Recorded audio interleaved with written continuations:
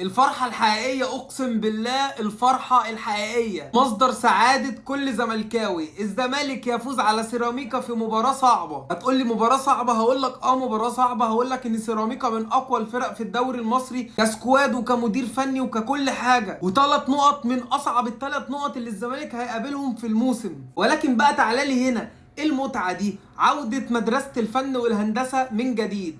المستوى ما كانش احسن حاجة، ولكن انت لسه اول ماتش في الموسم والفرقة لسه بتاخد على بعضها، عشان لما نقول ان الوديات مختلفة عن الرسميات الناس تبقى بعد كده تسكت. ظهور مميز من شيكو بنز لاعب الزمالك الجديد، وعبد الحميد معالي، وادم قايد اللي عمل اسيست لناصر ماهر في الجون الاول. لا بجد ظهور مميز من الصفقات اللي لعبت. مفيش احسن ولا امتع من ان الزمالك يكون كسبان، انت بتكون في قمه سعادتك، خصوصا لما يكون في كمان اهداف حلوه زي جون محمد شحاته النهارده التاني من نص الملعب، احسن وافضل هدف في الموسم. هتقولي الموسم لسه ما بداش، هقول لك هو الموسم انتهى مع جون محمد شحاته، افضل هدف في الموسم. الحمد لله 3 نقط من اصعب الثلاث نقط اللي الزمالك هيقابله في الموسم. زي ما قلت لك الحمد لله الزمالك خد الثلاث نقط، بدايه قويه تفتح نفسك عن الدوري، وباذن الله باذن الله الزمالك منافس قوي على الدوري، ان شاء الله يقدم لنا اداء يمتعنا كلنا الموسم ده.